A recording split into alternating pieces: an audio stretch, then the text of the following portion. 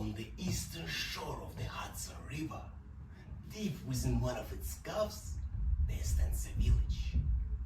Not far from it lies a hollow known for its tranquility, serenity, and the phlegmatic nature of its inhabitants, earning it the moniker Sleepy Hollow.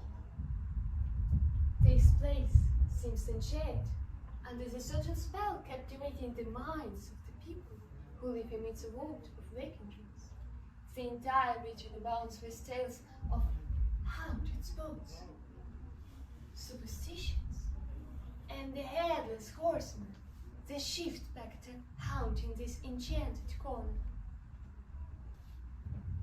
About 30 years ago, a poor rural school teacher, Ichabod Crane, lived in these parts. He was a lanky,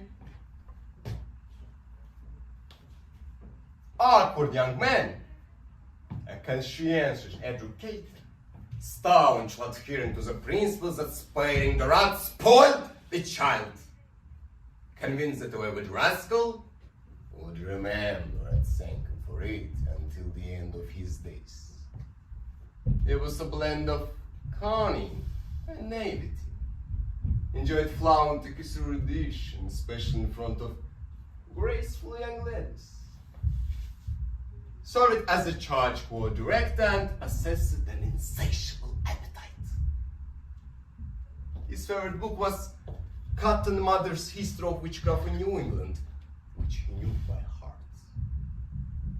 Ichabod Crane fell in love with Katrina van Tassel, the only daughter of a wealthy farmer, a beauty sought after by all the local young men.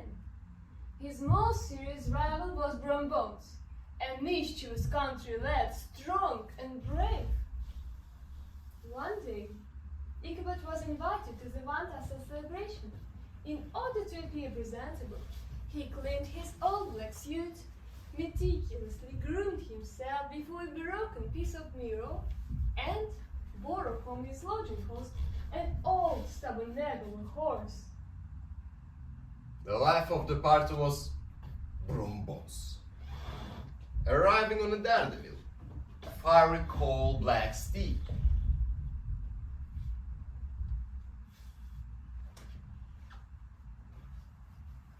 While relishing the delicious feast, Ichabod dreamed of marrying Katrina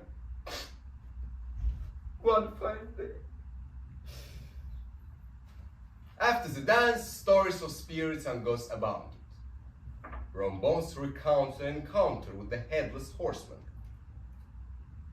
challenging him to a race, promising to present the headless one with a bottle of excellent punch if defeated. Bones nearly won, but on the charge breach, the Hessian broke forth, vanished a burst of fire, and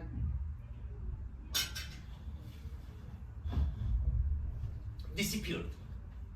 After the celebration, Ichabod lingered, desiring a private conversation with his beloved.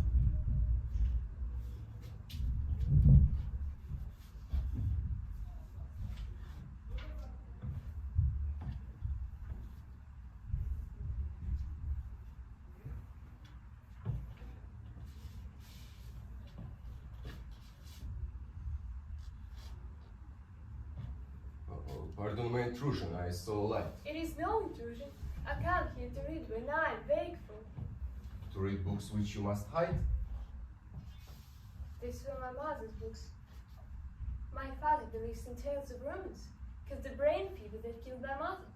She died 2 years ago, come midwinter. The nurse who cared for her during her sickness is now Lady Van Tassel. There was something else too. Why did no one think to mention that the Vanguards are kith and kin to the Van Tassels?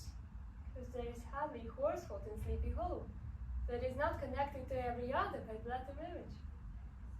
I see.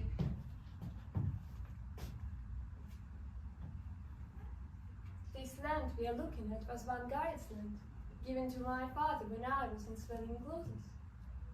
The Vanguards was the richest family around there, around these parts. Then my father brought us to Sleepy Hollow, The one guard had him over the neck in a broken down cottage. My father worked hard for his family and prospered and built this house. I owe happiness to him. I remember living poor in this cottage. Should I show you? Yes? Take this. It is my gift for you. No, I have no use for it. Are you so certain of everything? It was your mother's. Keep it close to your heart. It is sure protection against harm. Are you so certain of everything? These markings? These are strange. What are they? I've had them since I can remember. I used to play by this couch as a child. It was my first drawing school and my mother was my teacher. Look. See? Carved into the fireback. The archer. I'd forgotten it. It was from long before we lived here. Are you all right? Yes, thank you. A cardinal. My favorite. I'd love to have a tame one, but I wouldn't have the earth to cage it. Well then, I have something for you. Cardinal on one side and empty cage. And now, Oh, you can do magic. Teach me. it's no magic, it's what we call optics. Separate pictures which become one in the spinning. It's truth. That truth is not always appearance. On his way home that night, he noticed a massive horseman on a powerful black horse. Fear-stricken, Ichabod raced forward, but the horseman persisted. In a moment, the horseman's finger stuck the outline in the night sky, revealing the head was not where it should be, but tied to the saddle's pommel. Ichabod's horse bolted like the wind, but in the middle of a ravine, the girls loosened and the saddle slipped to the ground. Ichabod briefly thought of the homeowner who lent him the festive saddle, but his concern was elsewhere. He rushed to the charred bridge, recalling it at the spot where the ghost vanished while challenging Bones. Suddenly, Ichabod saw the horseman rise in the stirrups and hurl his head towards him.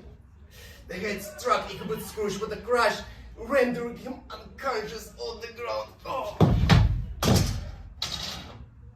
The next morning, the old horse returned to its owner without saddle or rider. During the search, the saddle was found, and beyond the bridge near the stream, Ichabod's head and a chartreuse pumpkin lay in pieces. Locals concluded that Ichabod was taken by the headless horseman. However, an old farmer who years later traveled to New York recounted that Ichabod Gray was alive and well.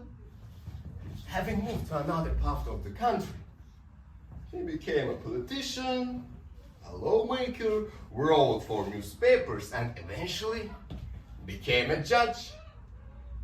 As for Bones, he married Katrina and Tassel.